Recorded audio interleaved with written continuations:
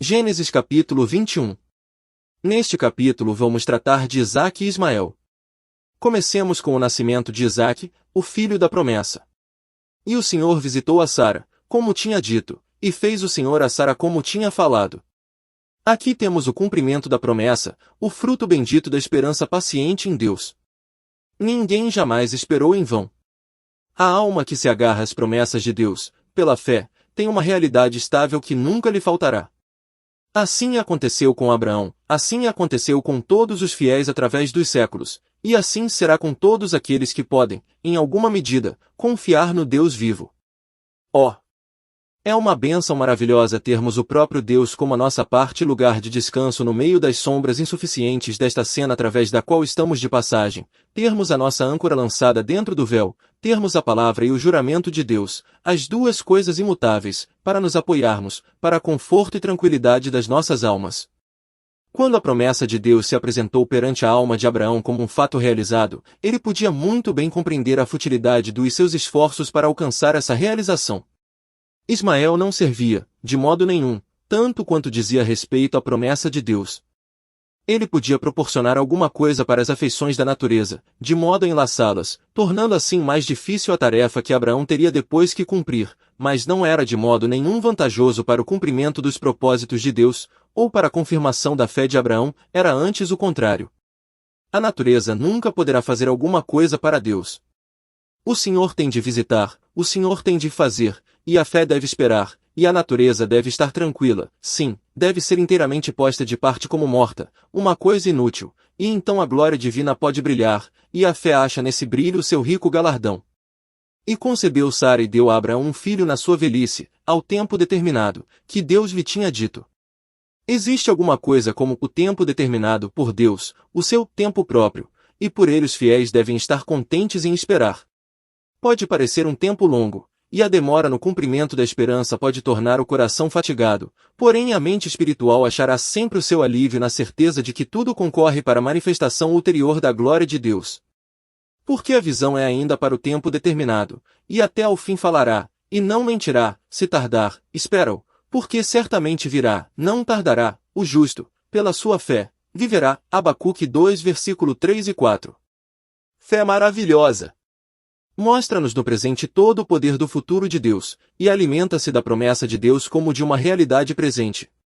Por seu poder a alma permanece em Deus, quando tudo parece ser contra ela, e, ao tempo determinado a boca é cheia de riso. E era Abraão da idade de 100 anos, quando lhe nasceu Isaque seu filho. Assim a natureza nada teve de que se gloriar. O infortúnio do homem foi a oportunidade de Deus, e disse Sara, Deus me tem feito riso.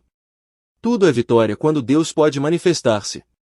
Ao mesmo tempo que o nascimento de Isaque enchia Sara de riso, introduzia um elemento inteiramente novo na casa de Abraão. O filho da livre precipitou o desenrolar do caráter do filho da escrava. Na verdade, Isaque provou, em princípio, ser para a família de Abraão aquilo que a nova natureza é na alma de um pecador. Não se tratava de Ismael modificado, mas de Isaque nascido. O filho da escrava nunca podia ser nada mais senão isso. Podia vir a ser uma grande nação, podia habitar no deserto e tornar-se num frecheiro, podia vir a ser o pai de 12 príncipes, mas era sempre o filho da escrava. Pelo contrário, por muito fraco e desprezado que Isaque fosse, ele era o filho da livre. A sua posição e o seu caráter, a sua situação e perspectiva, eram do Senhor. O que é nascido da carne é carne, e o que é nascido do Espírito é Espírito. João 3 versículo 6.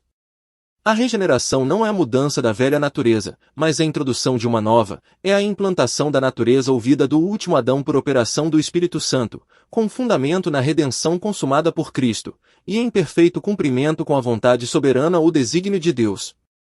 No momento em que o pecador crê em seu coração, e confessa com a sua boca o Senhor Jesus, torna-o possuidor de uma nova vida, e essa vida é Cristo.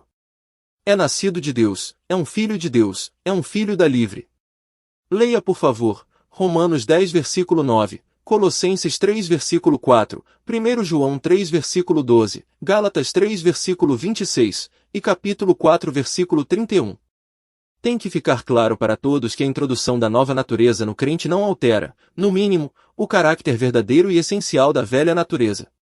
Esta continua a ser o que era, e não é, de modo nenhum, melhorada. Pelo contrário, dá-se a plena manifestação do seu caráter pecaminoso em oposição ao novo elemento. A carne cobiça contra o espírito contra a carne, e estes opõem-se um ao outro. Gálatas 5 versículo 17. Aqui vemo-los em toda a sua distinção, e um só pode ter alívio se for deixado em paz pelo outro. Creio que esta doutrina das duas naturezas do crente não é geralmente conhecida, e todavia enquanto houver ignorância a seu respeito o espírito será inteiramente alheio à verdadeira posição e aos privilégios de um filho de Deus. Há quem pense que a regeneração é uma determinada mudança porque passa a velha natureza, e além disso, que esta mudança é progressiva na sua operação, até que, por fim, o homem é inteiramente transformado. Que esta ideia é errônea pode provar-se por várias passagens do Novo Testamento. Esta, por exemplo, a inclinação da carne é inimizade contra Deus, Romanos 8 versículo 7.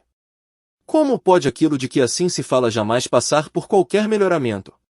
O apóstolo continua dizendo, pois não é sujeita à lei de Deus, nem, em verdade, o pode ser.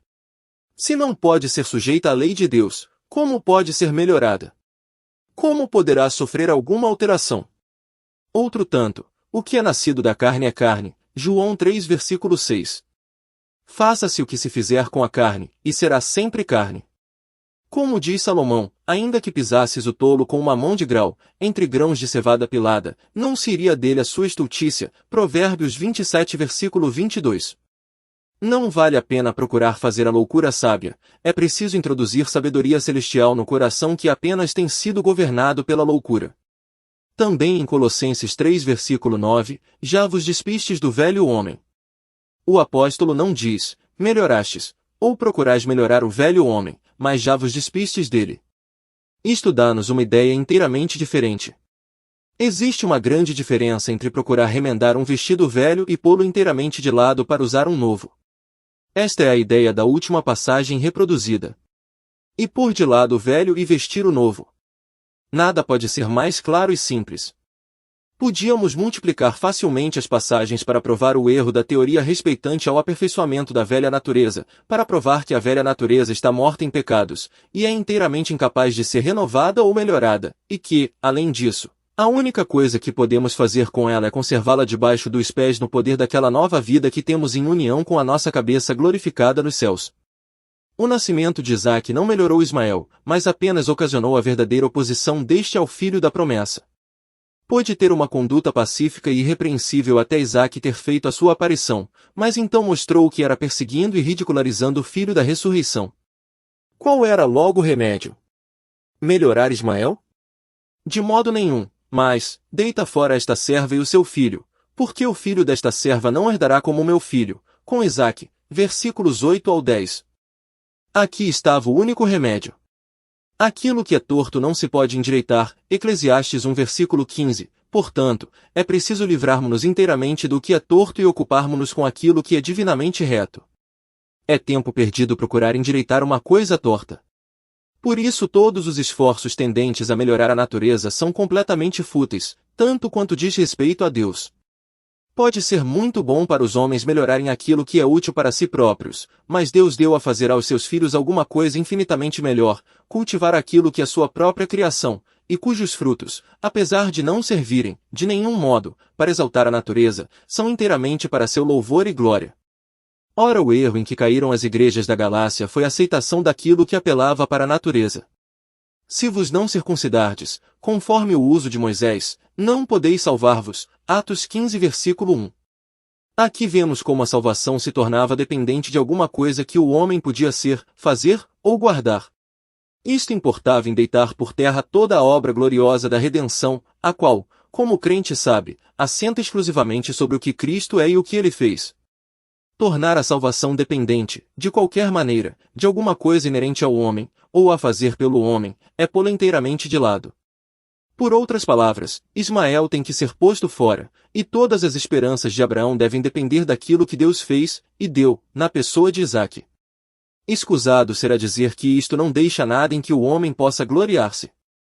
Se a bem-aventurança presente ou futura dependesse até mesmo de uma alteração divina na natureza, a carne podia gloriar-se. Embora minha natureza fosse melhorada, seria alguma coisa de mim, e deste modo Deus não teria toda a glória. Porém, quando sou introduzido numa nova criação, vejo que é tudo de Deus, planeado, fomentado e acabado somente por Ele próprio. Deus é o realizador, e eu sou um adorador, Ele é o abençoador, e eu sou o abençoado, Ele é o maior, e eu sou o menor, Hebreus 7 versículo 7, Ele é o dador, e eu sou o que recebe. É isto que faz da cristandade o que ela é, e, além disso, a distingue de qualquer sistema de religião abaixo do sol. A religião humana dá mais ou menos sempre lugar à criatura, fica com a escrava e o seu filho em casa, dá ao homem alguma coisa em que se gloriar. Pelo contrário, a cristandade exclui a criatura de toda a interferência na obra da salvação, deita fora a escrava e seu filho, e dá toda a glória àquele a quem somente pertence. Mas vejamos o que são realmente esta escrava e seu filho, e o que simbolizam para nós. O capítulo 4 de Gálatas dá-nos amplo ensino a este respeito. Em resumo, pois, a escrava representa o conserto da lei, e o seu filho representa todos os que são das obras da lei, ou se fundamentam nesse princípio. Isto é muito claro. A escrava só gera para a escravidão, e nunca pode dar à luz um homem livre. Como poderia? A lei nunca podia dar liberdade, visto que enquanto o homem vivesse ela dominava sobre ele. Romanos 7 versículo 1. Eu nunca poderei ser livre enquanto estiver sob o domínio de alguém. Assim, enquanto vivo debaixo da lei esta tem domínio sobre mim, e nada senão a morte pode libertar-me do seu domínio. Esta é a doutrina bendita de Romanos 7. Assim, meus irmãos, também vós estáis mortos para a lei, pelo corpo de Cristo, para que sejais doutro, daquele que ressuscitou de entre os mortos, a fim de que demos fruto para Deus. Romanos 7 versículo 4, isto é liberdade, porque, se pois o Filho vos libertar, verdadeiramente sereis livres. João 8 versículo 36. De maneira que, irmãos, somos filhos não da escrava, mas da livre. Gálatas 4 versículo 31. Ora é no poder desta liberdade que podemos obedecer ao preceito, deita fora esta serva e o seu filho. Se eu não estou conscientemente livre, estarei procurando alcançar a liberdade do modo mais estranho possível, até mesmo conservando a escrava em casa. Por outras palavras, procurarei conseguir a vida guardando a lei, e estarei, então, procurando estabelecer a minha própria justiça.